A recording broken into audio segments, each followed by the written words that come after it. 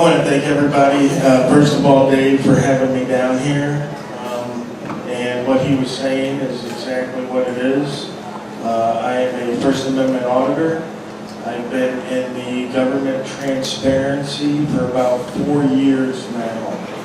And I came upon the topic through a boys' prison here in Florida that was called Dozier School for Boys. And it was up in Mariana, which is up in the panhandle of Florida. And it was a boys' prison for about 100 years. And over some time, 80 young men were raped and murdered there by state employees. This was a secure facility that boys were sent to as punishment for breaking the law. It can be considered a prison for juveniles. And like I said, over time, 80 young men were killed and raped there. And this was a facility that was also overseen by other state employees, right? Because you got the facility, it's got the guards, and then you have people from the state that come in to check to make sure the facility is running correctly. That's the checks and balances that we were supposed to have.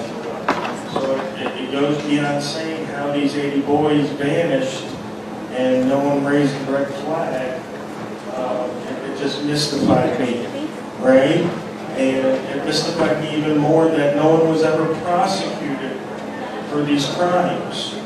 Okay, so you're talking on the scale of one of the worst serial killings in American history. And no one was ever prosecuted for it. So when I saw that, the only logical conclusion that I could come to was that the state didn't have enough people to watch over its operations, right? How else could 80 young boys go missing in a secure facility, right? So you can't put a butterfly into a jar and have it escape and not wonder where it went, right? The lid's on. Where did it go? Well, the same thing with these young boys. So that's what got me started going around and looking into what the government was doing. And while I was doing that, I was taking my camera around with me. It's back there now. I was taking my camera around with me, and what I found was that government hated me. Government hated me coming around and asking them what they were doing, right? They hated the fact that I was recording them, even though in the buildings that I go to, there's 55 million cameras all pointed at me. They hated it when I turned that camera back and looked at them and asked them questions. And, you know, from there, it's just been a journey. Everything I've ever heard and thought was wrong with government, I found out was true. It was true. There is election fraud in small towns here in the South. There is racism alive down here in the South. There is housing discrimination. There's good old boy systems where the families have lived in the county for 100 years and they've got streets named after them, and they pretty much do no wrong.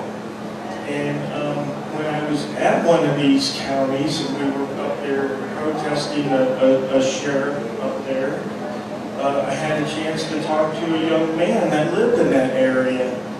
And he told me, he says, yeah, it's great. I know the sheriff. I don't have any problems.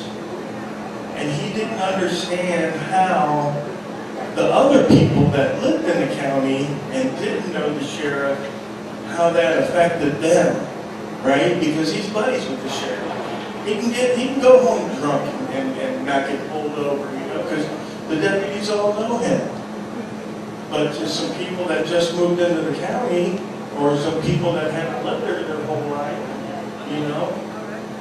trouble, bequeathed them, would overrun them because they don't have those connections. So it's kind of uneven. So what I started out to do was just, when I started out, I just wanted to, I have two little girls, 10 and 15. We homeschool them. We've always homeschooled them. I never understood the idea of giving my children to the state to educate them, right? Especially when you see the work product the state puts out. You know, I'm not saying that to be disrespectful to anybody, but I went to public school. I saw the work product that the state put out. I wasn't happy with it, you know? So we've always homeschooled our kids. And when I started, I said, you know, I just want my girls to understand their rights better. I want them to understand their place better. And one of the ways we understand our place better in the scheme of things is by learning the law, right? Because I equate the law to Dad's rules, right? And when you live in Dad's house, you better obey Dad's rules, right? That's the way it is. It's the law. And the law of the United States and the law of the state and municipality, those are the rules that we have to live by here in Dad's house. So I started studying law as a hobby 10 years ago. I'm kind of blessed. I've been reading about 400 to 500 pages a day for about 30 years. I can read exceptionally well, and I have a high retention rate. So when I started reading law, I was able to pick up a lot of it. I was able to read through a lot of it, retain a lot of it, and that helped me out immensely once I started picking up the camera. Because what I've noticed is that a lot of the people that are put in charge of us, be it a city council member, a mayor, a police officer, the FBI, a lot of these people don't know the law, right?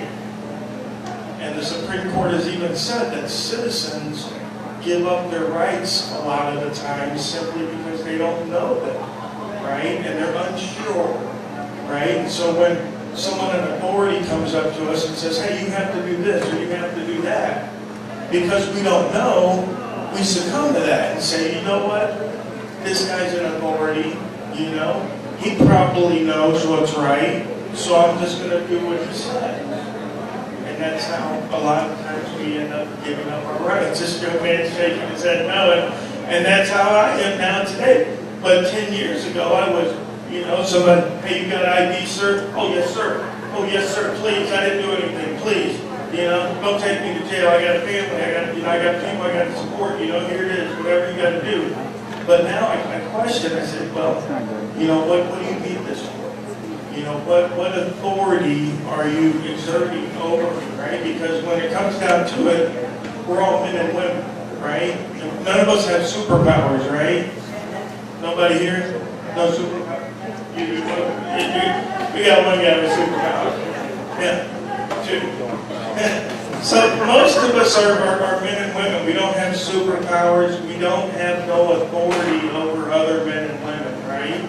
So to me, my questioning was, what gave 10 people this authority over me that one person or each person separately did not have?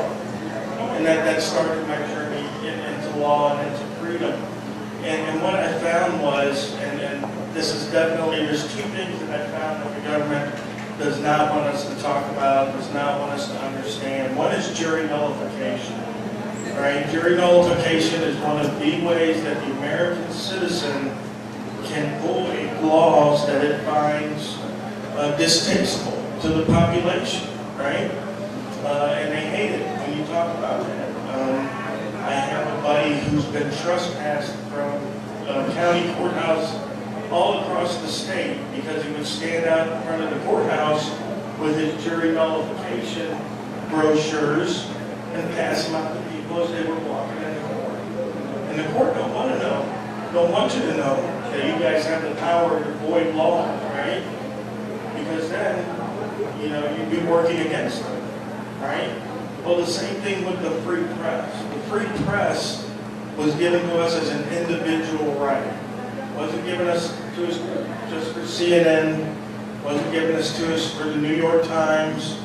It was given to us as an individual right because the founders realized that over time anybody can be corrupted, right? New York Times can be corrupted, CNN can be corrupted, everybody can be corrupted.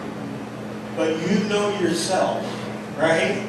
So if you're going out there and you're getting that information, if you're doing that story yourself, going to realize what's true and what's not. You're going to realize that this guy's not going to be able to buy you off, and you're going to release the story, right? And I've done lots of stories, not just my auditing, which is something separate, but because of my auditing, because people see that I come out to the government, I question them, okay, then they call me up, then they email me, okay, because one of the biggest problems that our public officials face today is there's nowhere to turn to, right? So, for example, there was an auditor, a city auditor down, I believe it was Miami, and he had found some discrepancies in the financials. And he takes it to the chief, and the chief tells him, no, it's okay, and just leave it alone, and we'll take care of it, we got it. Now, this guy's faced with a circumstance here. He can either try to take that higher and end up losing his job, right? Or he can just let it go, like the chief said, and continue paying his mortgage and feeding his children, right? And so most of the time, that's exactly what they're going to do. So when I come on to the scene and they see me, well, then they email me anonymously. And they say, you know what, George? I saw you were here last week. Here's what's really going on in this location.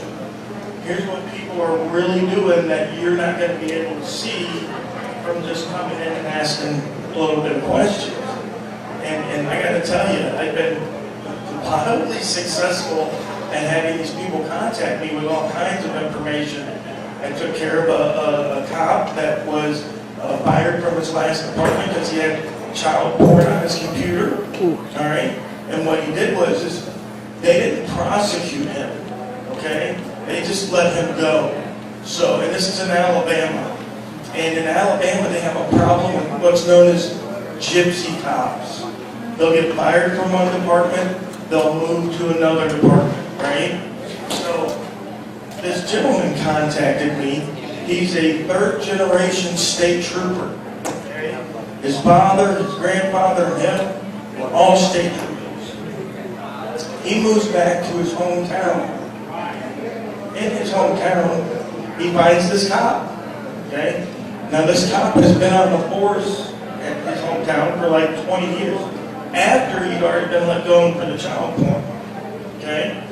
So he sends me an email. He says, George, please come up here, please look into this, please ask some questions. So I go up there and I go to the sheriff's office and I go to the chief of police and I said, and because I got the evidence, right? I got the evidence. This guy had child porn on his computer. He was like, oh, here's his old chief's signature saying that. And I tell the chief, I said, Chief, why do you have this guy working for you? Oh, that was before I was hired. He was hired before I was. All right. It doesn't bother you that a pillar of your community has been busted with child porn? Like, I don't know, if I came onto a job like that, I would look to see what my coworkers were involved with, at least, He didn't want to have nothing to do with it. Went to the sheriff's department. Oh, that's none of our problem. I said, well, listen, I just want to let you know, I want you guys to keep an eye on this guy, make sure he's not hanging out around the school, making sure he's not appointed as a school resource officer, right? And then after I had left, the gentleman emailed me. He said, you know what? I don't know what you said. He said, but that cop's gone, the chief's retiring, and another cop that was involved is retiring also.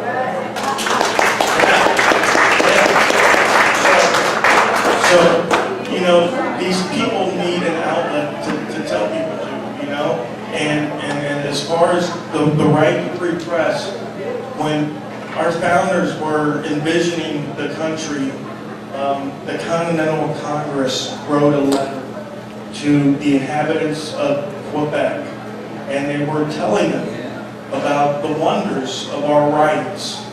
And this was in 1774, it was 2 years before the Declaration of Independence, that they wrote this letter to the inhabitants of Quebec. You can look it up online, read it yourself. And what they said about the right to free press was that it is our right to shame our public officials into doing what is noble, right?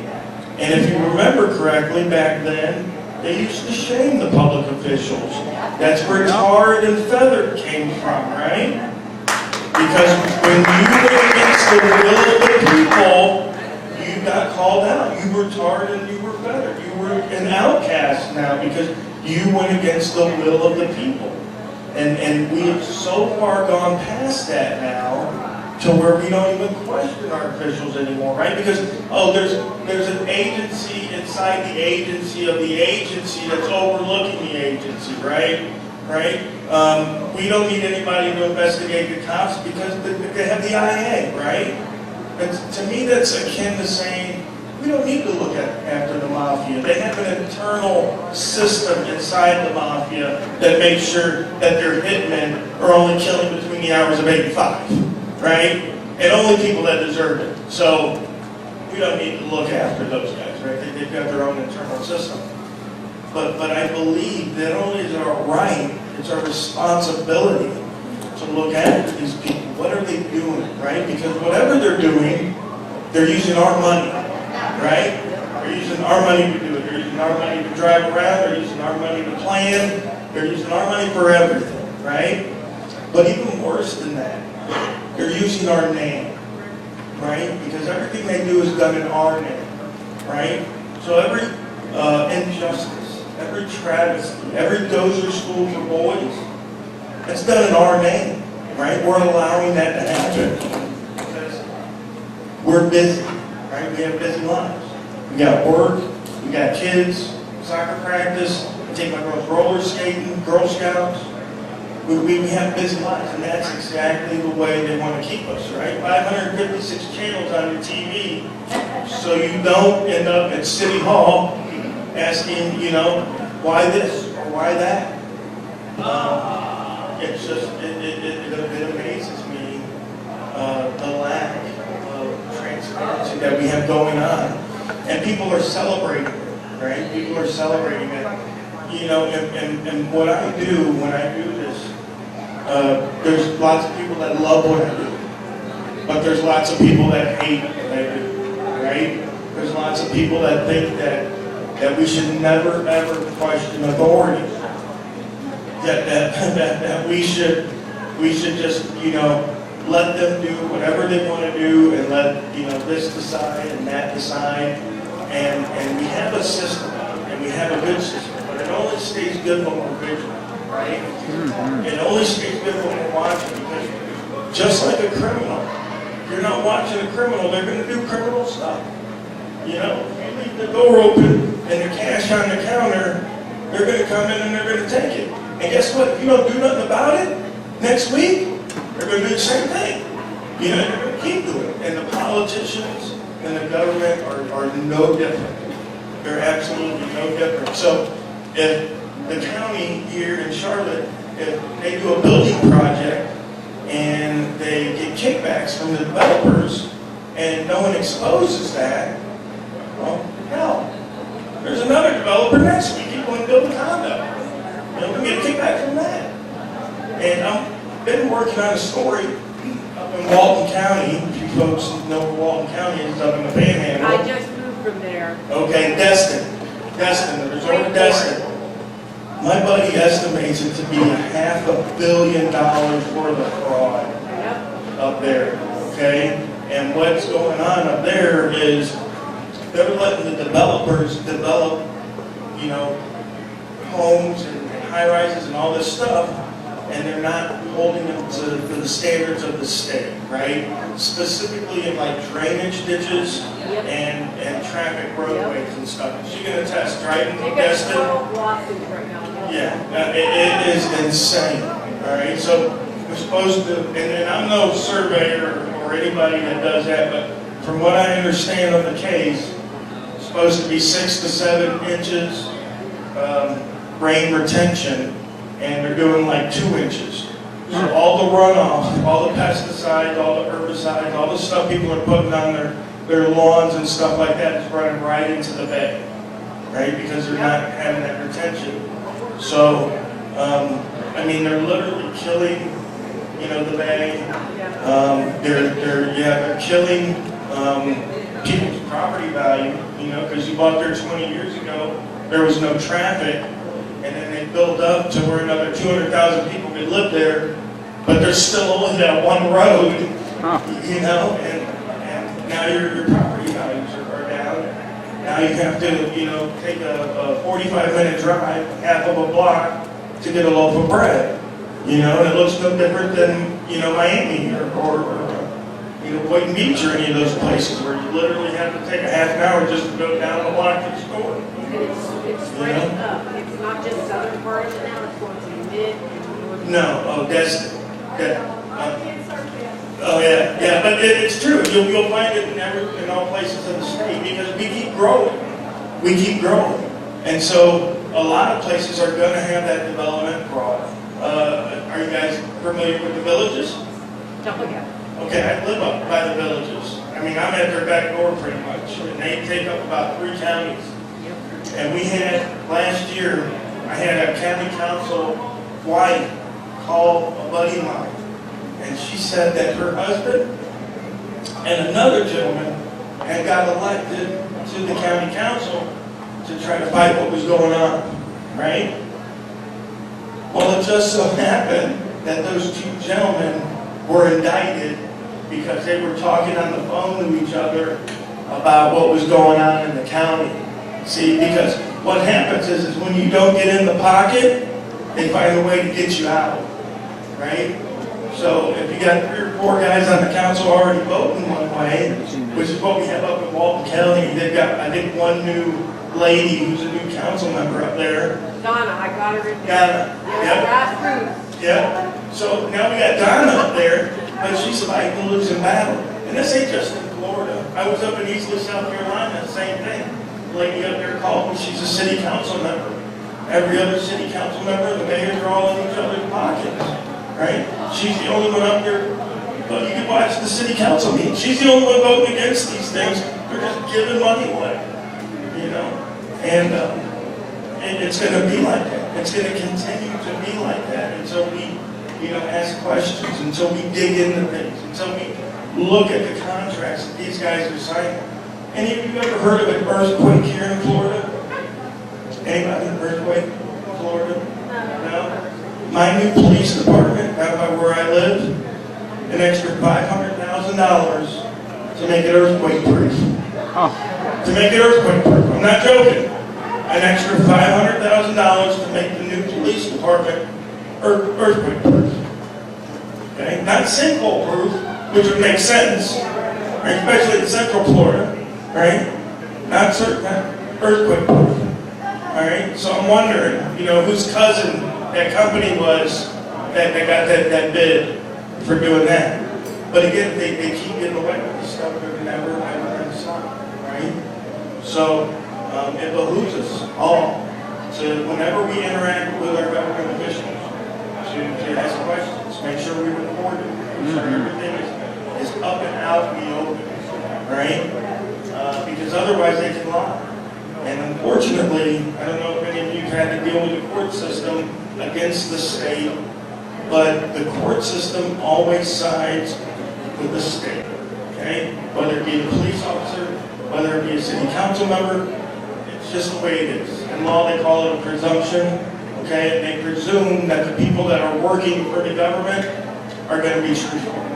That's what they presume, right? That these guys wouldn't lie, that they're telling the truth, that they're all upholding truth and justice, right? Yeah, it's like assume. Yeah, but it's called presume. Yeah, they work on presumptions.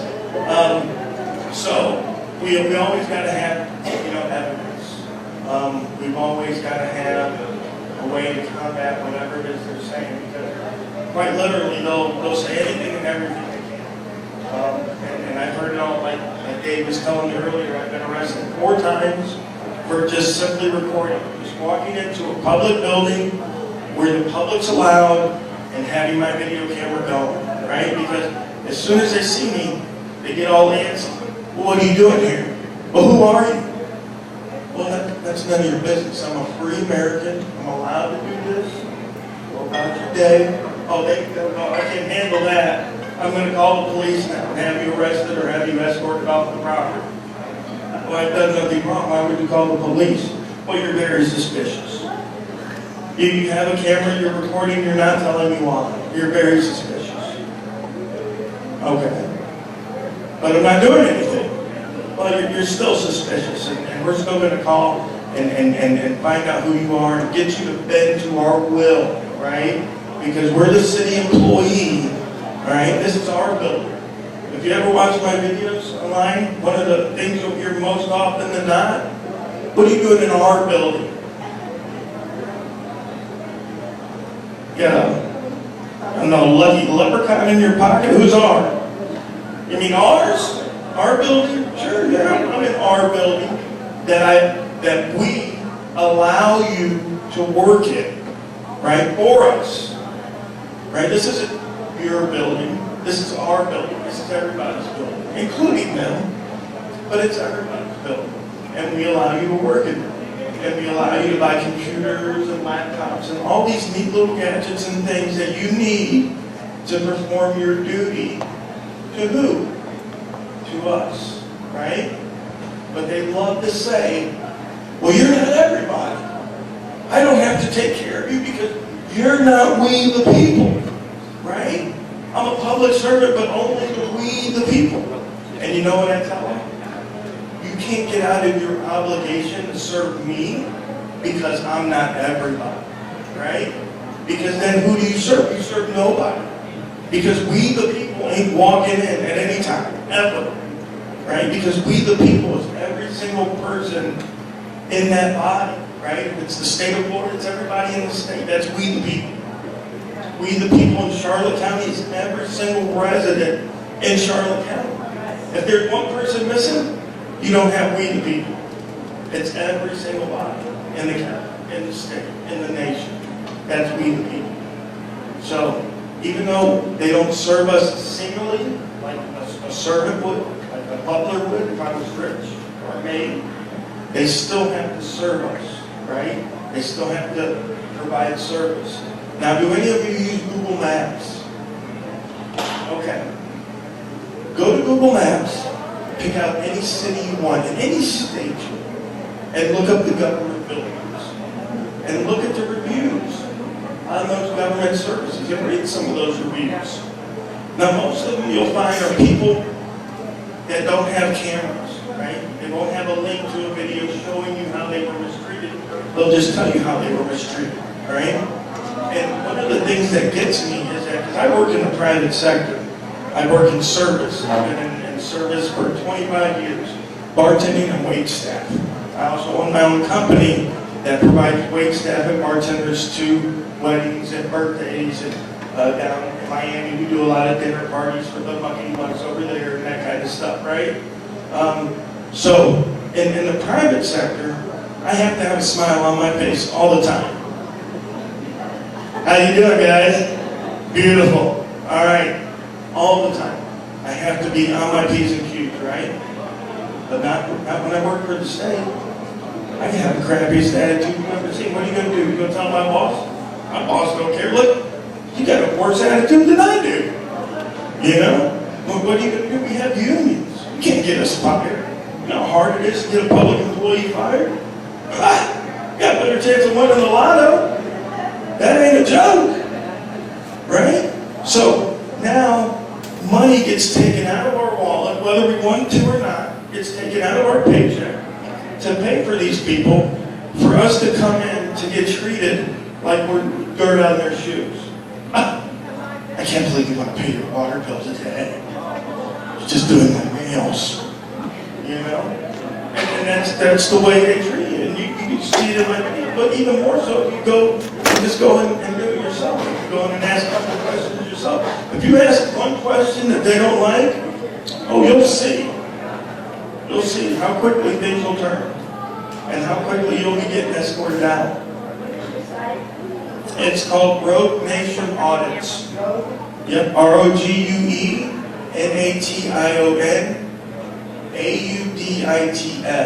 And that's on YouTube. Alright? Rogue Nation, because the nation has gone rogue. Yep. Yes, sir. You don't have my permission. Uh-oh. Oh. Well, here's the thing with this. Whenever we're in public, we have the right to be filmed. Okay? That's why Walmart can film us. That's why the police officers have the body cam. That's why when we're at the beach and at Disney, other people can take pictures of their children with us walking behind them. We have no expectation of privacy in public. The government uses that to its full advantage, right? Now they have license plate readers. You know, as soon as you get off the interstate in some of these cities, they know exactly where you're going, who's going where, all that kind of stuff. So it's really picked up on surveillance of the citizen. Are you in public when you are in a private members-only club? You're in a public setting, okay? So, because everybody's a member of that club, right? So the thing about public is the expectation of privacy, where you would feel that you would have it, right? So if you and your husband are talking right now, there's other people near you that can hear you, right? So there would be no way that you could claim that you had an expectation of privacy. So now, in the same setting, if you and him were to walk over to the corner and whisper to each other to where no one could hear you, then you would claim an expectation of privacy because you tried to make it private. Now, even though you're still in public, right, you tried to make that private. But normally, if there's other people around you that can overhear you, chances are there's no expectation of privacy. Now, in a bathroom, obviously there might be other people there, and that's an exception, right? Whenever you go into like a private office, right, that would be an exception because there's you, maybe the person whose office it is, right? That would be private as well. But when there's a group of people together, chances are no privacy, right? And there was a case out of Washington, D.C., where there was a young lady, and she was wearing too short of a skirt, right? She was sitting out on the plaza, and there was a gentleman across the way who was taking pictures. And the judge stated, he said, well, he wasn't doing anything extra, like trying to put the camera up under her skirt or anything like that. He said everything that he took pictures of, he could see from public, right? So she ended up losing that case because, again, what we bring out into the public is not protected by the Fourth Amendment, right? So when you throw away trash, you know, and they got a lot of drug dealers with this, when they throw away the trash, the cops don't need a warrant to pick that trash up and to go through it because you threw that away, right? You gave away your expectation of privacy and you put it out on the curb, right? So it's not too tricky, but if you're ever concerned, just realize that if somebody else can overhear you, you really have no privacy. And in a lot of public buildings, that's exactly the way it is when we go in there, a lot of times the government will try to have, stations set up, and they'll be trying to say, well, you can't come in here because we have private information going on. But to me, I'm thinking to myself, why would you have private information in a lobby where other citizens can overhear it? Now, I've got a great memory, especially for numbers, and I equate that to when I was a young guy, and I would go and I would get girls' numbers, and they would, oh yeah, my number's blah, blah, blah, blah, blah. I'd say blah, blah, blah, blah, blah, blah, blah, blah, blah, blah, blah. Memorized. Got it. No problem. I'll call you in 6 weeks, I'll still know the number. No big deal. Right? So if I'm sitting in the Social Security office, and people are over here, and they're, hey, what's your Social Security number? Oh, my number, blah, blah, blah. And I can hear that. They're already violating this person's privacy, regardless of what I do, regardless if I capture my film, or I write it down, or I just remember it, right? So they'll try that excuse a lot of times, and we try not to let them pass that off. Besides the fact that the government is the one that's selling all of our information anyway. A story came out about 2 years ago where the DMV made $77 million selling our private information to debt collectors, right? So a lot of times the government, it's like that old adage where they'll say, oh, don't do this because they're the ones already doing it. You know what I mean? The government hates competition. Oh, don't come in here and record personal information because then we won't be able to sell it. How are we going to sell information that's already out online for free? That doesn't work for the government. We gotta take that information and we gotta sell it. So. Also, this meeting was publicly announced. What's your opinion of Punta Gorda and Charlotte County banning filming in the public areas of government offices? Well, it's funny you mention that because I'm actually going to be filing a lawsuit on Punta Gorda and Charlotte County for that same reason. I just 2 weeks ago, I filed a lawsuit against Ilegaly, South Carolina, because they passed an ordinance similar to the one we have in Punta Gorda. Wow. Yes, and they even quoted the case in the thing there. So yeah, whenever we see something like that, we have to address that head on. Amen. And people always tell me, they say, man, George, how can the government pass an unconstitutional law? And I said, well, they do it all the time. I mean, how many people here think that because they lived in Chicago, they didn't have the Second Amendment anymore? But for 30 years, you couldn't buy a handgun in Chicago or have one, even though you were an American citizen and you had the Second Amendment, right? So the government can pass as many unconstitutional laws as it wants. And the only way to get rid of them is to challenge them, right? To challenge them in court. That's it. Otherwise, you live like Chicago did for 30 years under that unconstitutional law. All right? So there's nothing that says they can't pass an unconstitutional law. There is something that says you can remove an unconstitutional law, but there's nothing that says that they can't pass it as long as people allow it. And people do allow it because, again, we're busy. We don't have time to keep up with government. When I go to these city council meetings, 3 or 4 people out of a town of 50,000, you get 3 or 4 people.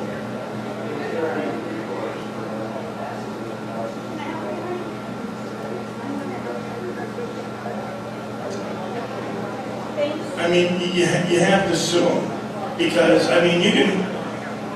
I've only seen one city that wised up and repealed the law themselves, right? Because they understood, if I don't repeal this law, these guys are coming and they're going to be suing. And I'm not shy about it. I spoke at Ilegaly City Council the night they passed that ordinance. And I told them, I said, listen, this ordinance is unconstitutional. I said, if you pass it, I said, tomorrow I will be back here with an intent to sue. Okay? And I'll drop that off. And then 90 days later, I'll file my lawsuit on it. They passed the law. The next day I dropped off the intent to sue. Last week I sent in my lawsuit paperwork. I'm asking for $1 million. Amen. Okay? I probably won't get anywhere near that, but I want to let them know that if you pass unconstitutional laws, there's somebody that's going to do something about it, right? Because a lot of times they hear, I'm going to sue you this and I'm going to sue you that. Well, luckily for me, I've taken the time and done the research. Now I file my own lawsuits. I don't have to wait on a lawyer. I don't have to wait and see if somebody thinks, oh, that's a good case. Or, I don't want to ruffle the feathers where I live. Because a lot of lawyers don't like to take cases where they're at, because that's the people they work with, right? So now I file the cases myself, so I don't worry about that. When I tell you, hey, if you pass that, I want to sue you. That's what's going to happen. Now I might lose, but that's fine. But you will pay that unconstitutional law against me. And we'll keep filing, me and my buddies, guys and girls, we'll keep filing until that's gone. And we'll keep at it until that's gone. Right? Thank you.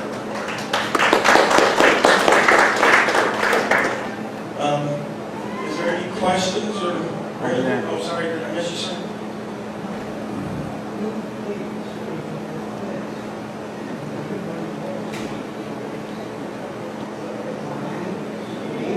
The citizens pay for if it's against an officer, there's two kinds of capacities. There's individual and there's official capacity. If I sue an officer in his individual capacity and I be disqualified immunity, he pays me, not the citizen. If I sue the government in their official capacity, then it's always going to be the citizen that pays. Right? Now, and I understand what you're saying, that, damn, we're suing, but we're hitting the local guy, right? We're hitting the local guy for the money for this. And that's a travesty. It's a travesty I hope will be remedied by citizens in these communities saying, wait a minute, why are my property taxes going up? Because they don't want to train the public employees to do what's right? Because they want to pass unconstitutional ordinances? Is that why I have to pay now? Because of this? And then the citizens, hopefully, this is the hope, right? Because nobody knows, nobody's written it, it's written in stone. But the hope is that the citizens then take action themselves, locally, in their own, area, and say, hey, like in my area, I'm proactive. I go to the sheriff and I say, do you guys know about the First Amendment? Do you guys know that you can't violate people that are recording in public, right? Because I don't want somebody like me coming to my county and getting hemmed up, filming in the sheriff's department where he's allowed to, and having to pay a lawsuit. So I'm proactive, and I tell the sheriff, and I tell the deputies, hey, you guys know what you're doing out here? Because if not, you can get sued, right? And that's going to come from my money, right? So that's one good way to mitigate the cost to you.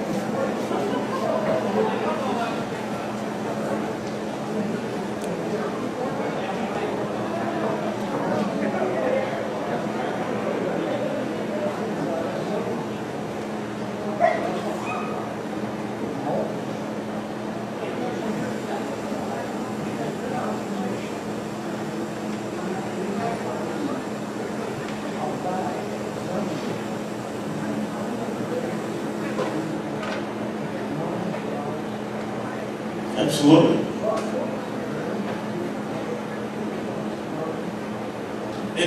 It's hard to prove. Some might even say it's impossible to prove, right? And I can guarantee it'll never be proven by us sitting on our asses, right?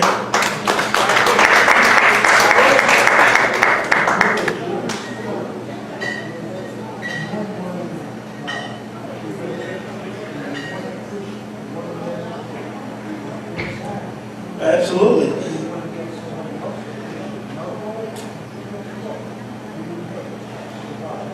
Right, and you know, in facing a lot of those odds, we have to realize that this stuff is big money, right?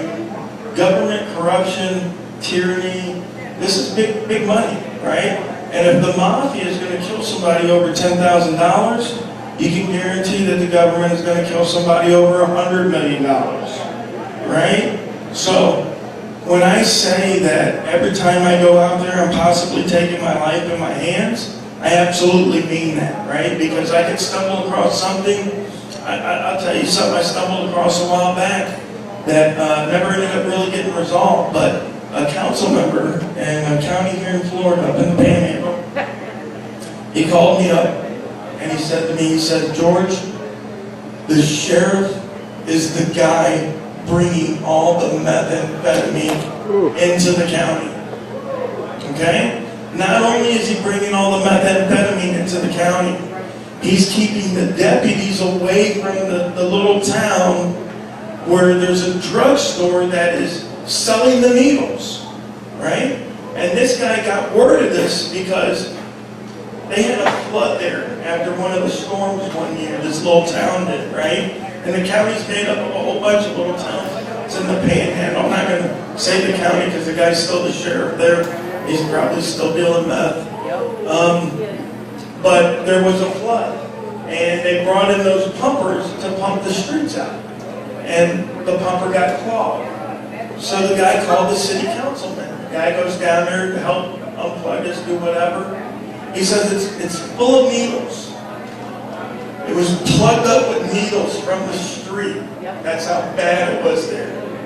Okay? And that's how he found out about it. And what had happened is the sheriff, his sister and her husband used to be the big dealers in the county, bringing in all the methamphetamine. Well, her husband died. So he stepped in to help his sister with the drug trade, right? And I did a story on it, and I stood in front of his sister's house with a big sign behind me that said, elect him. And I told him, I said, we know you're selling drugs. We know you're selling drugs in the county. I said, we're going to be keeping an eye on you. Now, it's the closest I could come without specifically naming him, okay, and saying, hey, Sheriff, you know, because at that time we didn't have any viable evidence, right? We didn't have no camera work on him or anything of that nature, so we had to tread softly, but we wanted to let him know that we knew what he was going on, what he was doing. Now that city council member, county council member, he's gone from that city council. He ran for his life. He's living in Texas now, and he's trying to get on the San Antonio, Texas board out there, right? Because he's a really great guy. He's a really good, freedom-oriented gentleman, which boggles my mind how he got elected in this county up there, because it's not the good old boys. And that this guy's a Jewish guy from New York. I don't know. He was surprised. I don't know how I got elected, but I did. And he helped a lot of people up there with the money from the storm damage, right? Because counties like to put their little fingers in there and move the money all around, and all of a sudden, you know, it's all gone. One of the other things I like to do in my audits when I go around is I like to do credit card checks, right? Every county, every city, they issue credit cards to people that work for the county. Usually the directors of the agency, whatever.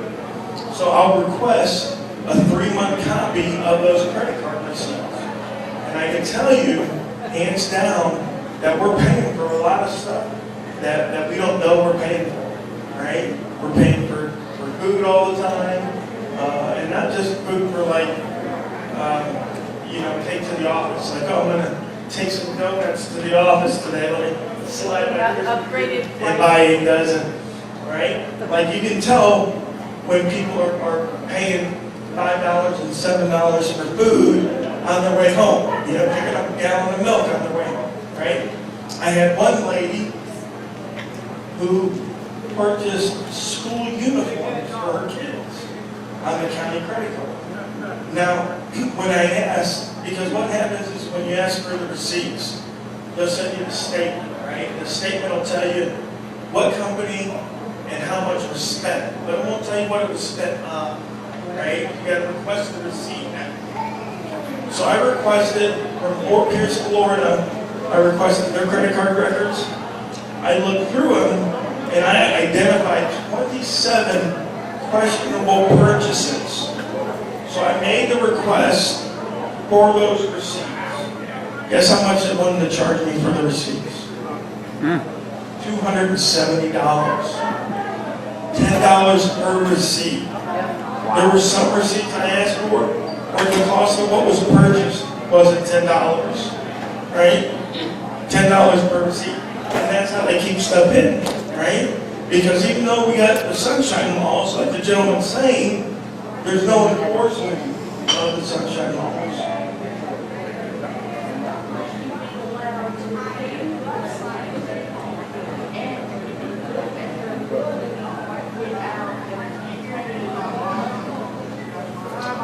You can. There's a provision in the state law that allows you to inspect the records. And those are supposed to be free. But what they like to do is say, well, it took us so long to find these receipts. So they're always going to put a charge on you. Right? Now, it might not be $270. It might only be $20 or $50. But these are the things that they're doing. And a lot of times they're not letting us get the records at all. You know, I've got people that are wanting records up in the Panhandle now on a couple different instances, and they're not getting them, right? And the only thing you can do is sue. That's it. That's the only way. Go ahead. Charges. So how do you go about against that? For that, not for that? The Florida Power and Light, Yeah. is that a public company? Yeah. We have Seco Energy up by where I'm at, so that's not a public company. So they're getting ready to change their charges. I would say in that instance, it would have to be, you'd have to take that to their board, wouldn't you? And see what kind of, yeah, I'm sure most of these companies like that have a board that make those kind of decisions. So I haven't messed with a lot of utility companies, to be honest, but where I would start, if it is a public company, is I would try to start writing down the numbers. Why do they need this increase? What's it going to be for? Right? Well, if you're looking for records, there's usually always a records custodian. A few years ago, a buddy of ours was going around requesting public records, and when they wouldn't give them to him, he would sue. And he would do it lickety-split like that. So what the state of Florida did was it said, okay, if you want public records, before you can sue, you have to write out in writing and send it to the custodian of records 10 days before you can begin a lawsuit. Okay? So now every public agency is supposed to have their record custodian posted somewhere. Right? So if you go to your FPL office, right, look around the office, there's somewhere there should be a posting of that record custodian. If not, whoever's at the reception desk should be able to help you out, right? And then get those records and then go through them. And then when you go through those records and you see, well, you guys don't really need an increase, right? Because you got plenty of money as it is. One of the biggest things that's going on right now.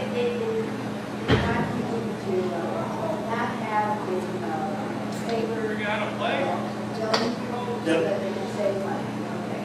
So that should come off of that. Of course. Yeah. No, and I don't have to tell you folks. We all know it. Nothing ever goes down. Nothing ever goes down. That doesn't matter what it is. Oh, you know, we're raising money for this, but nothing ever goes down. It's like the toll roads. You know, when they say, oh, well, we're going to make a toll road. For 10 years, you'll pay this toll, and then after that, we'll take away the toll. That's never happened. Never happened. Right, pretty much. I mean, again, we can ask questions and we can expose, right? And that's basically public shaming, right?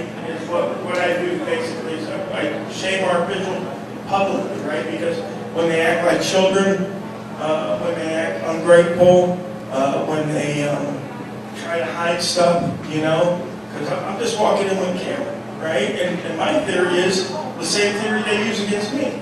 If I have nothing to hide, what am I worried about? Yep. Right? The government, they want to come and look at my underwear drawer. And they say, oh, you got nothing to hide, what are you worried about? Okay, I can live with that. What do you guys hide? How come I can't look? National security? I had one guy, I was at the water department, right? Walked into the water department, me and my buddy, we walked into the camera. Oh, you can't record me. Why not? Well, you know, this day and age, everything that's going on, you know, robberies. So somebody's robbed the water department? They steal a toilet? How often have you guys been robbed here? I said, well, never. Well, how often does something bad happen here? Well, never. Okay, all right, I get you. So I tell people, I said, when did Americans become a nation of people so scared of everything around us? Amen. Right? 9/11. See something, say something. And everybody was put under a microscope, and everybody in those buildings were hammered or terrorists. Why do you Absolutely. know this building? You're trying to bomb us? This is what's going on. And I tell people, you have more of a chance of winning the lotto than you die in a terrorist attack, you know? Some things in life we have to live with, right? We have to live with getting old, right? There's nothing stopping us there. We have to live with dying. We have to live with paying taxes. Nothing is going to stop that, right? If somebody wants to, shove a stick of dynamite up their bunghole and run into a crowd, they're going to do it. And guess what? If the government regulates dynamite, they'll come up with something else to stick up their bunghole and run into the crowd with, right? Like, you can't stop idiocy. You can't stop these people that are crazed. You know, this is something that we have to live with. Instead of looking like everything is out to get us, you know, let's live. Let's live our life. You know, and most people, I get to you in a minute, sir. Most people, when you ask, doesn't matter who you ask, what political party, what nation, most humans just want to take care of their family, be left alone. Right? To do what we want to do, that's legal. Right? I'm sure we can all agree, we don't want people out there doing stuff that's illegal. You know, children's stuff and all kinds of nasty stuff. We don't want that, right? But if people are living their lives legally, doing what they should be doing, you should leave them alone. Government should leave them alone. I should never have government coming up to me, right? But we do. And let me well, let's look at an agency, CPS, Stay involved. okay? Child Protective Services, right? Now, it's a great idea. We want to get children away from bad parents, right? What happens when CPS does their job correctly? Right? They take all the bad parents off the street, right? All the kids are nice new foster homes, right? Well, then they're out of a job. So every year, they have to find more people that they can categorize as bad parents. Because if I've already got all the bad parents off the street, you guys don't need me. Same thing with crime. If we arrest all the criminals and they're all doing hard time, what do you need me for? Right? Now the streets are safe. I don't need as many of us. So there's always going to be that uptick, right? When I was a kid, I would hop on my bike, I would drive all the way across town, I'd be gone all day, my mother wouldn't have a damn clue where I was. Not a lick, in spite of anything, she wouldn't know anywhere where I was. And that was totally fine. But today, your child's halfway down the block in a park, you're a free-range parent. You need to be, rounded up. CPS is coming for you. You can't allow your child to play in the yard unsupervised. But they let them go to these stupid drag queen shows. I don't get it. Why are we arresting the freaking parents that are allowing them to take their kids to a drag queen show? Well, Yes. you know, the problem I think a lot of times is that we have too much nonsense freedom, I call it, right? So you put a whole bunch of options in front of people, right? Keep them busy. But really, it's just smoke and mirrors. None of it really matters as far as life's concerned, right? And they keep you busy doing stuff like that. Same thing with the TV channels. You have 530. Why? Why? Half of it's crap. Half of it's in another language you can't even understand. Why? What I'm saying is CBS would have a job if they go after these parents and take them to the drag show. Well, go ahead, In my sir. opinion. Yes. Do you believe sometimes if you expose the corruption too much, they weaponize government to crucify you? Absolutely. They're doing it now. They're doing it now to Trump. You know, a lot of the guys that do what I do won't work in their county because they're afraid of retaliation, right? And I'll give you a perfect example. I can give you the gentleman's name. It's a gentleman named Chris Love. Okay, he's from, what's that town? By Miami. Big rodeo town. No, it's Florida City. no, it's like in Miami. It's by Miami. It's a little bit north of Miami. I can't remember what the name of the town is right now. I'm sorry, folks. It'll come to me sooner or later. But anyway, this gentleman, Chris Love, he's lived there his whole life. He was a rodeo star for 17 years, right? He left the rodeo. He's now a marksman. He teaches handgun safety, shooting, stuff like that. He grew up with the mayor and the city manager his whole life.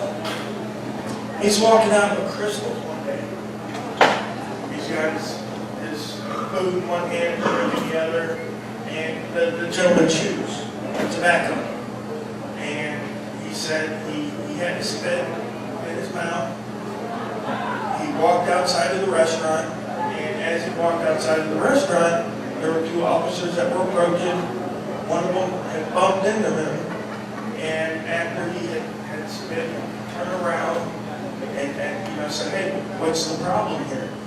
Well, one of the officers, this gentleman's white. The officers, one was white, one was black. The white officer turned to him and called him an N-word, even though the gentleman was white. And my buddy was so taken back. He what? What are you talking about? What's going on? You know, what's all this about? You know? And they had a little back and forth, and they left, and then he went on his way. Well, he went to his good buddy, the city manager, the next day, and said, "Look," he goes, I want some accountability here, right? I want these guys retrained." So the mayor's like, yeah, buddy, no problem. So, him being a smart guy, he went and he requested the records of them being retrained. And he calls me up and he says, "George," he goes, "none of this stuff that they were supposed to train these guys on happened." He says, "I don't understand." And I said, "Well, that's par for course. That's government. They'll tell you they're going to do something. They're never going to do it. They'll just tell you they did it just to shut you up, right?" He says, "Well, I'm not going for that." So he keeps going back to talk to the city manager and the mayor, because these are people that he grew up with his whole life, went to school with him, good friends with him, lived a block away from the mayor, okay, his whole life. His stonewall, okay, wouldn't talk to the guy. So he says, "You know what? I'm running for mayor now." Okay? He's going to run for mayor. He's going to clean it up. So over the next couple of weeks, not only did his wife, who works at a hospital, get called and threatened of her losing her job, every single one of his neighbors, his property that touched his, all got code enforcement called up. And they all got fines. And you know what they told those neighbors? It's because Chris is running for mayor. As soon as he stops running for mayor, you won't see us again. Oh, that's Yeah. And he called me up and he said, "George," he goes, I'd love to fight the good fight." He goes, "But I can't." He said, "My wife won't let me. I'll lose my job, I'll lose my house, my wife will lose a job. I gotta let it go." And that's what he did. He just let it go. But that's what they do. That's how they get you. Another thing up in the Walton County area was there's a lady, she had called me up and I went up there. Her and her husband are English. That's my best friend. I know her, Kate, yes? Yeah, okay. Her and her husband moved here 4 years ago. They bought property, like 47 acres up there, right? And they have a pavilion, they sell drinks, they sell food, okay? They have bands there and stuff. Well, right down the road from Kate's Pavilion is a restaurant that's owned by a city council member, county council member. Used to be. Used to. Now, when her business started picking up, it started to decline. It's crappy anyway. Yeah. Kate told me she had in 4 years 200 to 250 visits from code enforcement. Oh, I was there, we watched them, ooh. rotating 24 hours. It was like, Okay? Because they dared to challenge the city council. You know? So, it's hard to get transparency forever, but that doesn't mean we shouldn't try. Right? she's taking. And that doesn't mean, even if we can't, there's a lot of people that support me in my word that physically can't get out, emotionally can't get out, for whatever reason. I got a gentleman who's got a high government security clearance. He can't get out, or else he'll lose his security clearance, he'll lose his job. I have officers, I have mayors, and other people that support my work, but they have to do it in the back, right? Because they can't let people know that they're supporting me because of the retaliation. So, I mean, there are still people out there that care about what it's going to look like for our children, you know, with $30 trillion in debt, not counting the unfunded liabilities of Medicaid, Social Security, you know what I mean? A lot of people say, oh, we're only $30 trillion in debt. We're about $200 trillion in debt. And they're like, oh, that's unfunded. That's unfunded obligations. I said, what do you think is going to happen when you tell 50 million Americans that they're not getting Social Security anymore because it wasn't funded? What do you think is going to happen? You know? And the private companies are no better. The pension systems in the state, most states are underfunded on all their pensions. California's the worst. Coming in, CalPERS is like 70% underfunded, right? And that's because they're basing the next 20 years at a 10% per year growth, right? Which is stupid, right? And that's what they're doing, and people are letting them get away with it. Who in the right mind goes, I'm going to work for government, I'm going to work there for 30 years, and my last year that I'm working, I'm going to make $50,000, I'm going to be productive, and I'm going to retire. And in my retirement, the last year of my retirement, I'm going to make $100,000 a year, right? Because those are the deals they're getting, right? Make $100,000 20 years after I'm in retirement. And I'm not productive, right? How is that sustainable? How does somebody say, yeah, working all day I make $50,000, but fishing all day I make $100,000. That sounds like it'll work. Who believes it, right? And then so what happens? Well, not a lot has happened yet because we keep borrowing money. So it seems like the good times are still here, right? Let Gary, Indiana borrow $1 billion. I bet you they think you're the most prosperous city on the planet, right? So borrowed money is not prosperity, right? So what do you think is going to happen when all these bills come due, right? I mean, there's going to have to be some kind of reckoning, right? Some kind of devaluing of the dollar, like they did back in the 30s when they took gold, and then next day they bumped it up from $20 to $35 an ounce. Ooh, I like that. Half my money. I got $100,000 in the bank now, it's worth 50, count me in. You know what I mean? So, and I was talking to a gentleman earlier tonight, Fed Now is coming. Fed Now is coming in July. You can read that on the Federal Reserve Bank's website. Okay? They're going digital. Okay? And what it means when it goes digital is there's nowhere to hide. Right? And now they have control of the money. It's like a spigot. They can turn it on, they can turn it off. Everybody knows about the social credits that are going down in China right now. Your social credit tells you how good of a citizen you are. Do you question the government? If you don't question the government, you're a good citizen. We've got benefits for you. We've got money for you. But if you question the government, you question what we do, you're a bad citizen. We're going to have to turn off that money spigot. You're going to be living in the slums, buddy, till you wise up. Re-education. I'm now re-educated. I know that the government is there to protect us, hold our hands, and wipe our little tushies. Everything will be okay. So, yeah, I mean, it is what it is.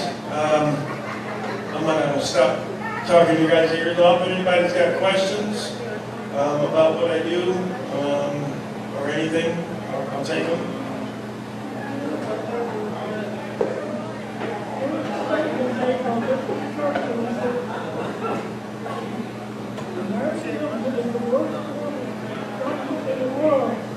Except for all of them.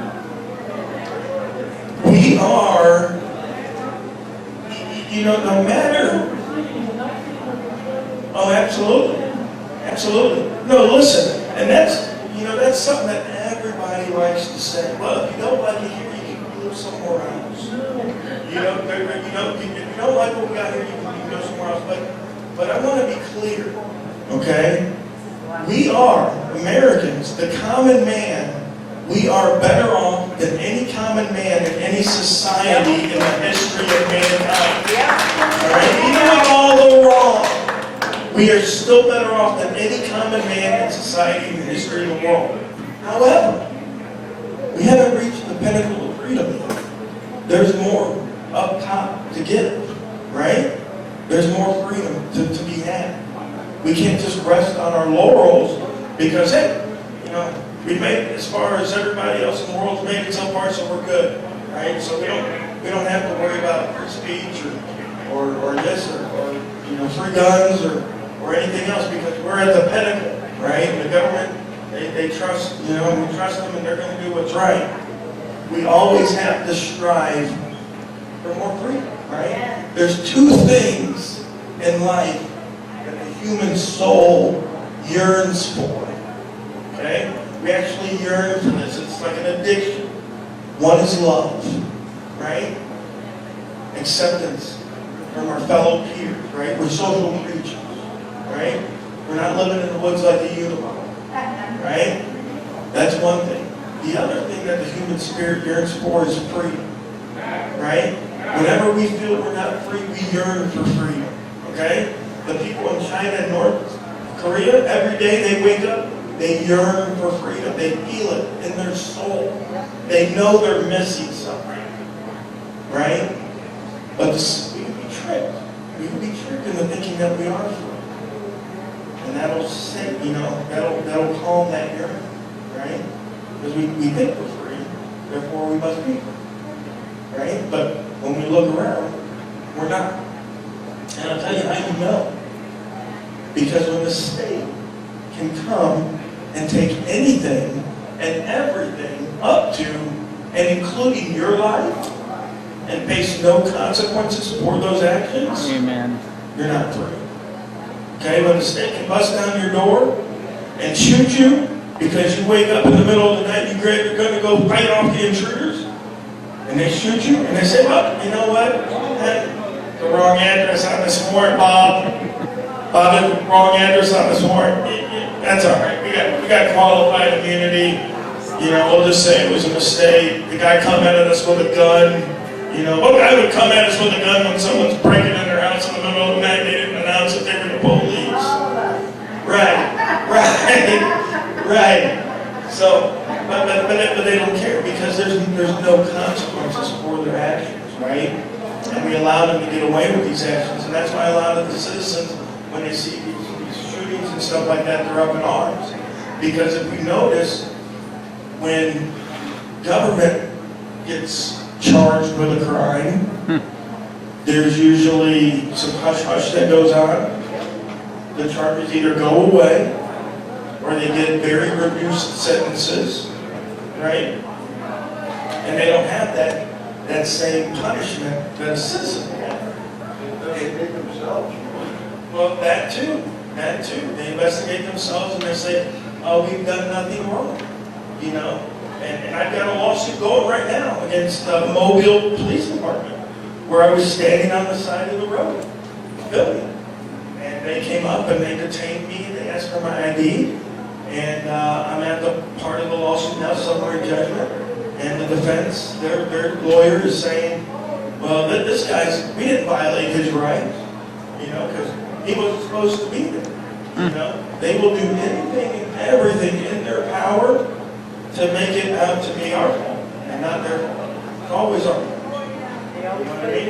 And that's why in a lot of these instances, when we're filming, I'm saying, yeah, man, when we're filming, and people try to come up and they try to put hands on me, I've been pushed out of buildings, I've been thrown out of buildings, and people in my comments will say, man, that guy put his hands on you, you should have defended yourself.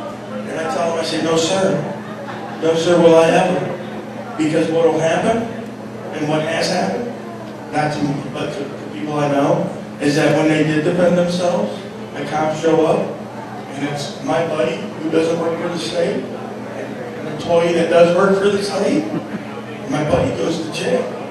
And the person that works for the state, nothing happens to him. Innocent until proven guilty. No, Yeah. that's not how they do it. I tried to, that's what it's supposed to be, but that's not the way it works. That's not the way it works. Any interaction with the police, when they roll up, You're guilty. Yeah. what are you doing?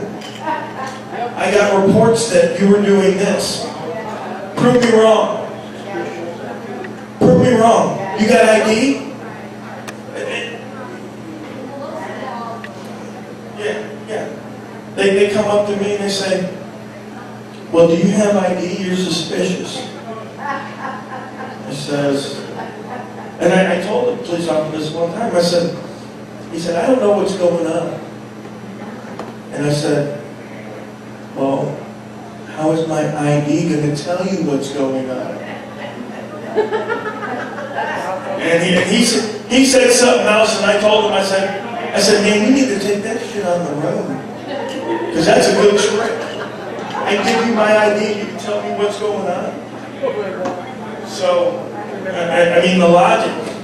Some of the stuff I hear, you would never believe. You would never believe what these people say. You would never believe how these people act. Hold on, let me get to this young man right here real quick.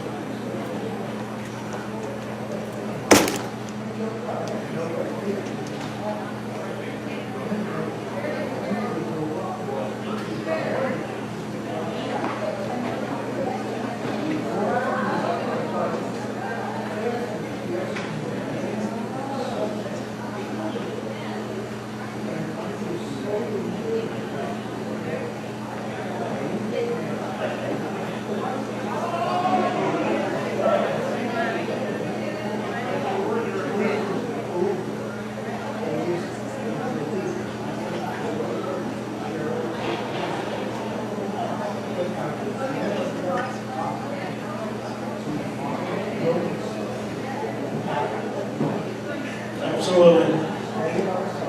This man brought up a good point. And let me point out to you folks that a lot of us that do this aren't against government or police. We're against bad government and bad police. Amen. And that's something that everybody should be behind, including government and the police, right? Because I tell the police when I'm there, I That's say, why we have guns to protect us from the government. that's right. That's right. So we're not against, you know, all these people. We're against the bad people, right? And there are good cops and there are good public servants. And I know this because they send me tips about the bad ones, right? So I have firsthand experience and can say with conviction that there are good people working in these jobs that have no outlet, that they have no way, they have nowhere to tell, you know, they have no way to go. There's a message board online. It's called Law Enforcement LEO Forum, I think it's called. Yeah. It's a message board, but it's where officers go and talk. Okay, and they can talk about whatever. And I go on there and I read that, and there's a lot of stuff that they air out there about their departments. You know, about a lieutenant who drinks and drives all the time, right? And he was caught. This same lieutenant was caught on camera by the news, passed out at a stoplight. Cops came up, you know, opened up the door, got him away, sent him on his way. No DUI, right? And they talk about him. The younger officers in that department, they talk about him online. Said the guy goes out, drinks all the time in his paperwork, you know, vehicle. And this is something that we have to, you know, pay for and watch for. I just did a body cam footage of a state representative up in Hartford, Connecticut. She was so drunk, she ended up flipping her car, right? And then she wants, you know, special treatment. There was another young lady, I want to say it was down here in Gainesville, who arrested an officer, a corporal, her supervisor, her superior, because he was drunk. And as they're standing in the booking area, you hear them talking back and forth, and he's like, "Oh man, there's cameras on." He's like, I can't blow into the machine, right? Because he knows he's drunk. So he asks her, "My body, can you blow for me?" And she says, you know I can't do that. Where would he even get the ideal that asking is acceptable? Why? What did he drink that made it seem like it was cool to ask my coworker to blow for me? Do you feel that the root of all of these problems is the moral decay in our nation? And what remedy is there unless we morally restore our nation? Well, it's absolutely in decay. It's absolutely in decay. You can see it in every facet of life. You can see the propaganda in every facet of life. I'm sure everybody here remembers, "Baby, it's cold outside." They took that off the radio. They put on some real nasty stuff on the radio. That's okay. But "Baby, it's cold outside" is not okay, right? But the problem that we face as Americans, and the problem that everybody in the world faces as humans, is basically they never taught us how our minds work. Okay?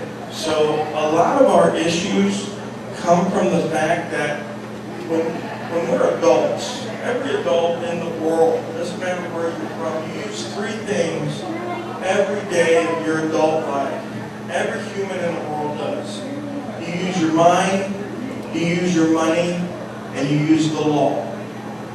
And 99.9% of the world has barely a passing understanding of those three topics. Most people today think that Federal Reserve notes are money.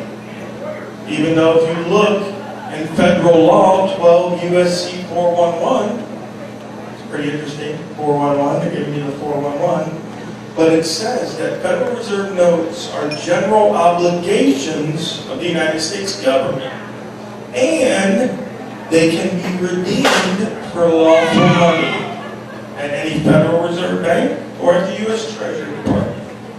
Okay? So basically what you have for money is IOUs. Alright? That's what we have for our money. Most people don't realize that. Okay?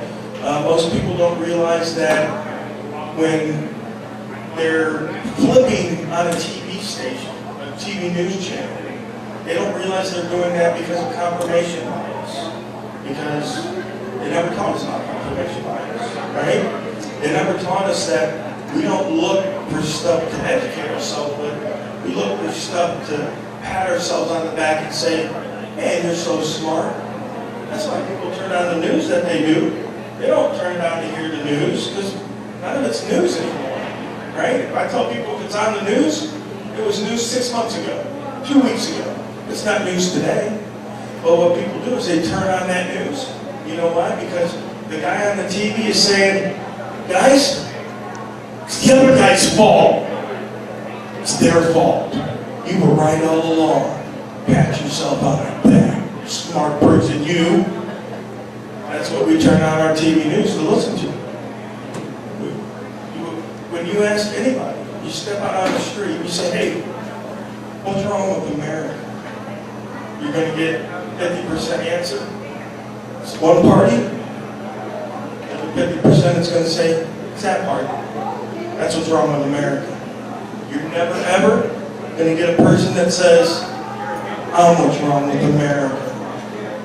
I'm what's wrong with America. My apathy, my sitting on the couch, playing Xbox, watching TV, going fishing, living my small life, not worrying about what's going on because, hey, I voted, right? I'm done with my duty. I voted for the guy that I think is going to do the best. I don't really care what he does. I don't have time to watch what he does. I can, skip through some laws maybe. I can turn on my favorite news program, which is going to tell me that my guy's the good guy. It's going to tell me my guy's the right guy, and everything he does is golden. It's a phenomenon. It's insane. But every election cycle I watch, as one party moves into the White House and in the power, and then the party that's out of power, oh, well now the government's out of control. Now there's all kinds of conspiracy theories. You know? I've lived through 5, 6 antichrists already. Every time there's an election, it's the antichrist. You know? Now the government can't be trusted because this guy's in power. Oh, well, now this guy's in power. Oh, well, now the government can't be trusted. My guy's in power now. There's no corruption. Government's running just like it should be. That's the problem. So, it's going to take a while. And it's impossible because every mode of education is blocked. Right? Public education, control. Media, control. So control. We can't get our message out because they don't want us to get our message out. You know, it does the United States government no good to have 330 million intelligent people questioning what they're doing. How does that help them? They want 330 million people working at Walmart. That's what they want. They want 330 million people working their butts off, going home, watching the boob tube, drinking a Budweiser, going to bed, and repeating it the next day. That's what they want. Yeah. What I noticed so far is that we have a common law, common law, but the judges don't see common law. Common law is actually, and we've actually done a couple of things for common law, and we're trying to push it to equity. It's not equity, it's actually somebody that's got to do none at all. Well, you know, that's a topic and a situation that goes very, very, very deep. And you have to get into society and the societal contract and the obligations that we owe as citizens and the rights and responsibilities that the government owes us. Due process, the judge, several of the judges that's here, hopefully, we've actually processed those things that they can't say that they don't have common law or they don't know anything about common law because we sent it to the state statute still has common law. So we sent it to process each one of them. And to me, they just still don't want to go back to where that's really it for us. Right, right. And every law that they pass, more freedom is taken from us, whether Amen. it directly affects us at that time or not. And in Indiana, they start common law. Right, right. And they don't have common law marriage and stuff like that. Now, here's a perfect example. Most people don't realize that the civil marriage license is a contract with the state. Okay? When we get married, it's supposed to be between you, your spouse, and God. Right? Holy matrimony is what it's called. Now, most people don't realize that the church didn't get involved with marriage until around the 1500s. Okay? Before then, the church was never involved with marriage. Okay? Way back in the day, it was called pair bonding, is what it was called. Okay? But around the 1500s, the churches started getting into it. Around the 1800s, government started getting into it. Okay? So now, we no longer have holy matrimony, we have a marriage, civil marriage. Okay? And in the law here in the United States, the civil marriage license is a contract. And it's a contract between you, your spouse, and the state. Nothing to do with God, nothing to do with anything of that nature. Okay? It's between you folks. And in law, it's called a sui generis contract. It's ever changing. That's why a divorce is only a modification of the contract. It's not a cancellation. And it's one of the strongest contracts that the state has over its citizens. And again, it allows stuff like the family law courts to go on, CPS to go on. There's a legal doctrine called parens parente that's come to us from England, and it means father of the country. And so what had happened is back in the day, the king would take care of the orphans, right? That had no parents or whatever. It was up to the king to have an orphanage and all that other stuff. Well, that came to us from England as well. And I've actually read court cases where the judge has stated that the child doesn't go home with us after birth because we're the natural parents. It's not why the child goes home with us. It goes home with us because we are the best equipped to raise the child for the state. Because the state looks at the children as its property. And that's why CPS can come in and take your child pretty much at any time at once with very little allegation, is because they look at the child as part of the property of the state. Yeah, a lot of people don't realize that. Yeah, really. So once you become an employee of the United States of America with your Social Security, because now Well, Social Security is voluntary. It's always been voluntary. And then, Yeah, Social Security's always been voluntary. They tricked us into believing that we needed it, but if you actually look at the laws, there are exemptions. It's like a $50 fee, right, to fill out the form and say that you don't want to use your Social Security card. But the employer is only required to ask. By statute, you can read the statute yourself. They're only required to ask you for your Social Security card. You're not obligated to give it. That's right. But we're tricked into believing that we need that Social Security card. And again, it's all about control. Just like the licensing act. How many people realize that when we first started having driver's license, there were no tests? There were no tests. You could be 12 years old and send in a quarter, and they would send you a license. This is the truth. How many people realize that licenses weren't even required in South Dakota until 1954? Does that mean that there were no cars in South Dakota until 1954? Absolutely not. But it's always been about control. It's never been about safety. It's never been about anything like that. But the seatbelt laws are not about saving anybody. If that was the case, all of our school buses would have seatbelts on, right? Amen. Because it's all about the kids, right? We're trying to protect the children. But you won't find one dang school bus with a seatbelt on. Right. So if it's about safety, why do the school buses have the seatbelts on?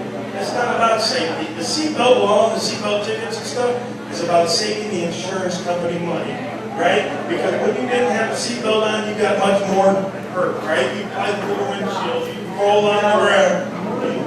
Yeah. But it's always about money. It always revolves right around back to money.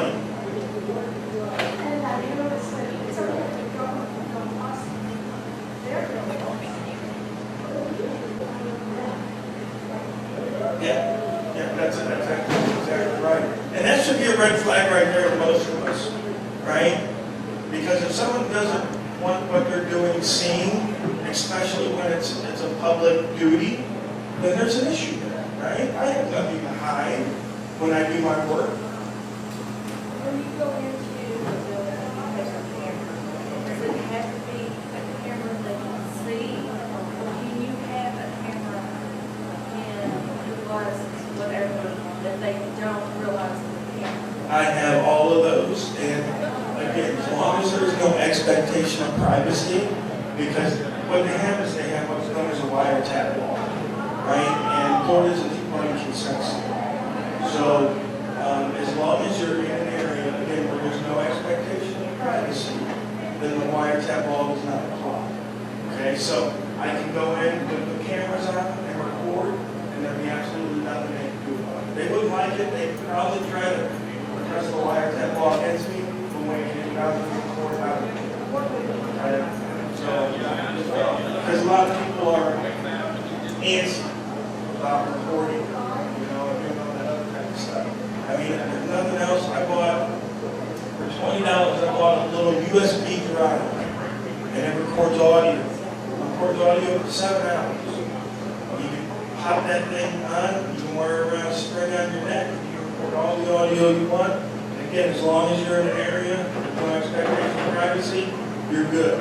And even more so than that is, if I'm recording something and I'm not in a place where there's no expectation of privacy, if I'm not doing anything with that, it's really not illegal either. Just like it's not illegal. If everybody was to put their social security card out here on the table, and I was to come by and film that, nothing illegal there either. The illegal part comes when I take that social security card, that number, and I use it to do something I shouldn't. That's the illegal part, right? So, any of that stuff that they try to get, if you watch my videos, you'll say, oh, well, these are, you know, confidential information, and blah, blah, blah. It could possibly well be, but there's no crime committed until I use that information in a nefarious purpose. So, I mean, same thing with HIPAA. I don't know how many people are familiar with HIPAA, but I go into a lot of health departments and stuff like that. They always love to use HIPAA. Health Insurance Portability Accountability Act. But what they fail to realize is that the citizens aren't accountable to HIPAA. Only the medical providers and their subcontractors are liable to HIPAA. And it's applied usually to civil file. And so I like to tell them that if the doctor was to walk out of the office and drop somebody's medical file in front of me, I can record that all day long, I can post that on the internet all day long, and I'm not in trouble. I'm under no obligation to keep anybody's medical data private, right? So if someone comes to me and tells me their medical information, I was to say it out loud, I'm not in trouble. I'm not required to keep that information private. So, yeah, the law's vast. So, you know, it's always nice to look and stuff and see what's going on, but I can tell you that I'm 49 years old now, and I never felt as free as when I picked up the law and started reading the law and found out what people could do and what they couldn't do. It saved me in so many instances, and you know, I pushed so many limits. I had my headlight out for 5 months. One of my headlights out for 5 months, trying to get a ticket, so I go talk to the judge. Because judges, they don't have tea times. You can't get no points to go talk to the judge. You gotta get a ticket. So I drove around for 5-6 months with one of my headlights out. I got pulled over 5 times. I got 5 warnings. The last officer that came up in my car, he said, "Do you know your headlights out?" I said, "Yes, sir, I do." He said, "Are you trying to get a ticket?" I said, "Yes, sir, I am." He said, "I'm not giving you one." Oh my God. Finally, the wife said, "Fix that." I said, "All right." I left my tail light out for over a year. Drove all the way up to Chicago. Drove around Chicago for 5 months. Me and my family extended the state. We got family up there. Then drove back down. Had it for a year. Never got a ticket. Never pulled me over one time. Because in the state of Florida, it says you have to have 2 working lights. But it doesn't say that you have to be 2 parallel lines. Most cars have 3 lights now, right? So you have to have brake lights, they have to be parallel, right? But it doesn't say those are the ones that have to be working, it just says you have to have 2 working. So there's all kinds of little tricks in the law, and that's why I say when you know the law, you're more confident about whatever it is you're doing, you know? Before I knew the law, even, you know, when I wasn't doing anything wrong, when an officer got behind me, I'd be nervous, you know? But now I don't get nervous. As a matter of fact, even if family got pulled over the other day, I didn't have my seatbelt on, it was my fault. They pulled us over, and there was no nervousness at all.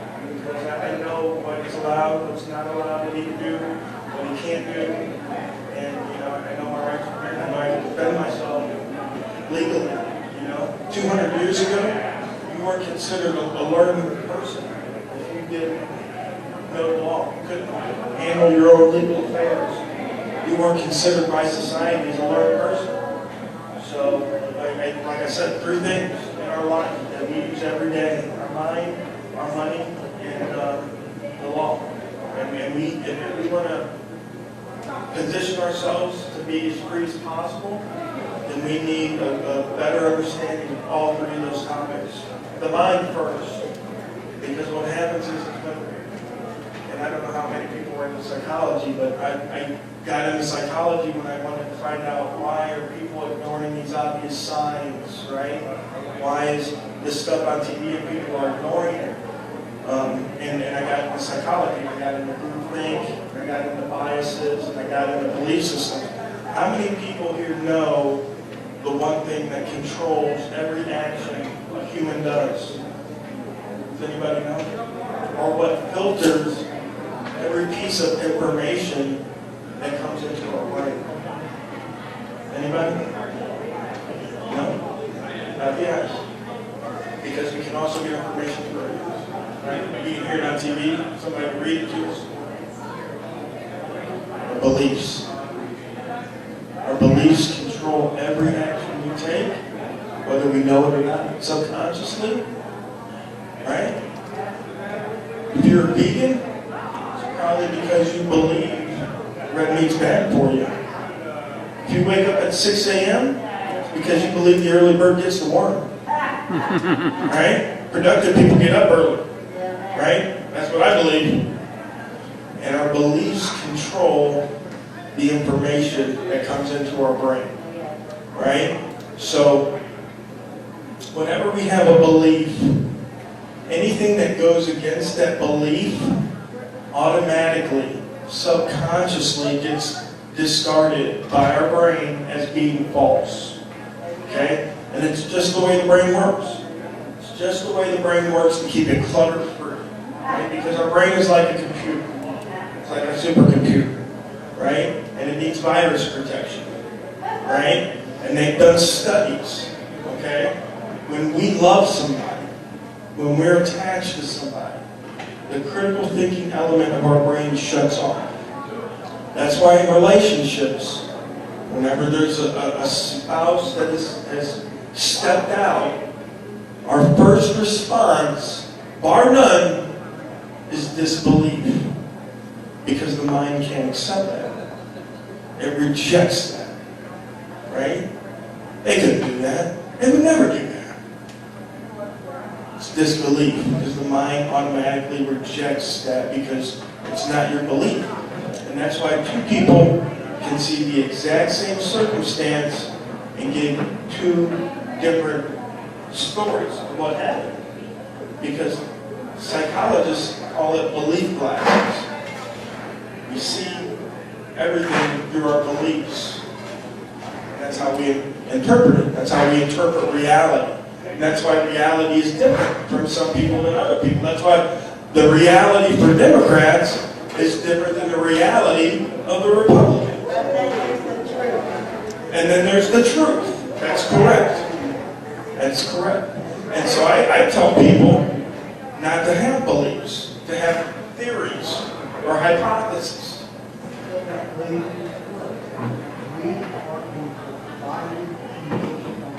Correct. They want us to buy it. This isn't by accident, folks. This is not by accident.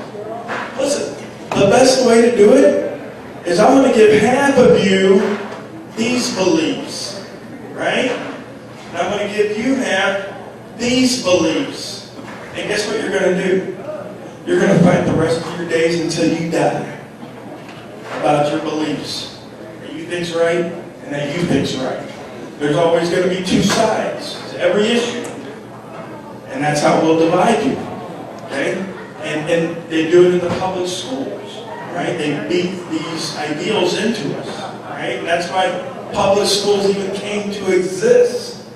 Was because they needed a mechanism to get the beliefs in the people, right? Who started the public school system? Anybody know? The Pilgrims. The Pilgrims started it. Well, The reading of the Bible. well, not that. That's not I public know school. that. Okay. We're talking about when we had the one-room schoolhouse that taught all the topics to all the grades into the public school system we know today. There's a group of people called the circuit riders. Okay?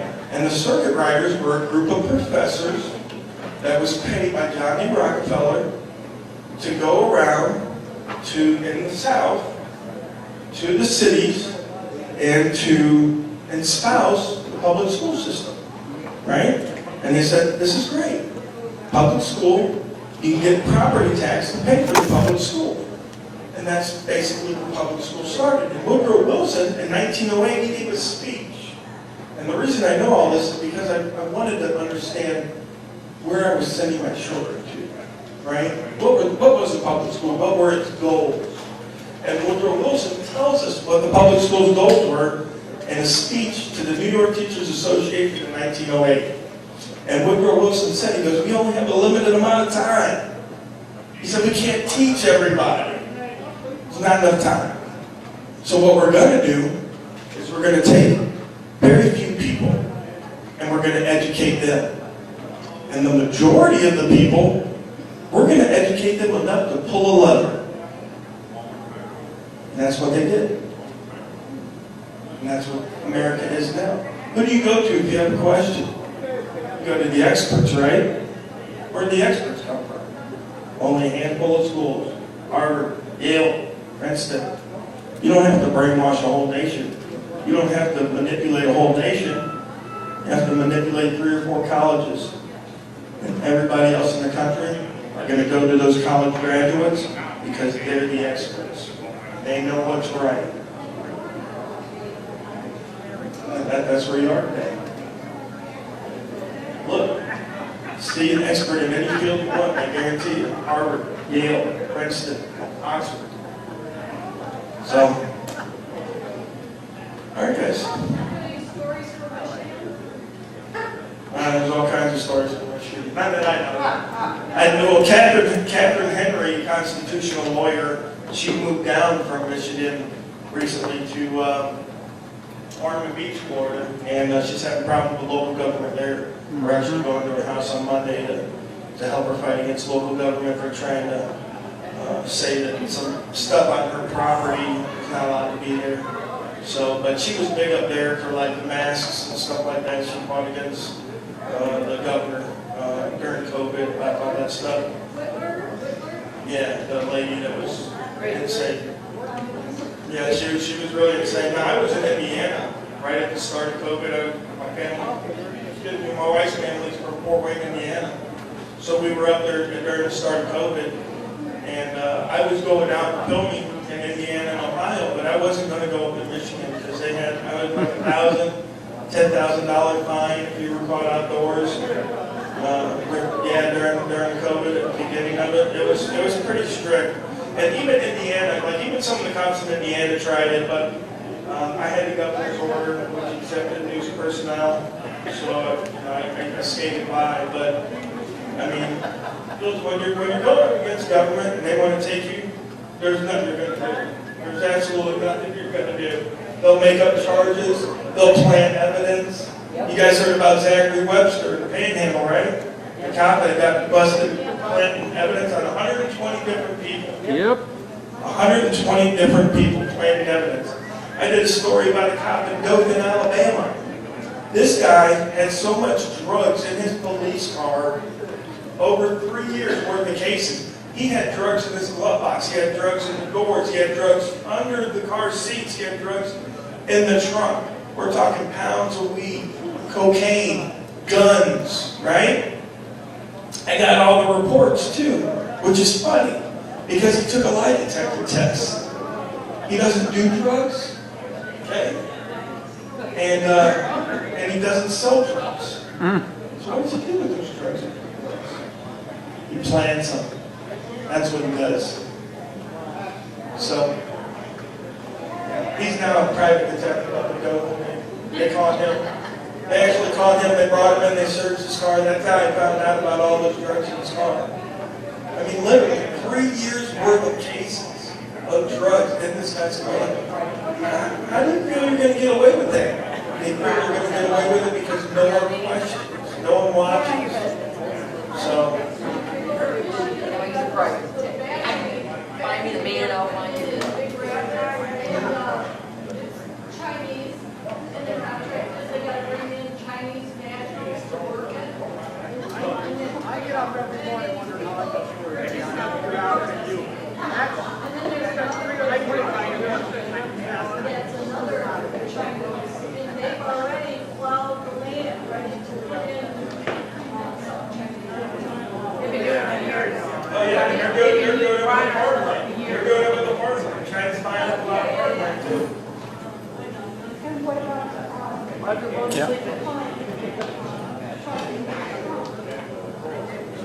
Oh. Yeah. I mean, we could go on talking all night, but Dave said it's time to wrap up, so I'm going to let you guys go. Yay! Thanks, guys. Enjoy the meeting.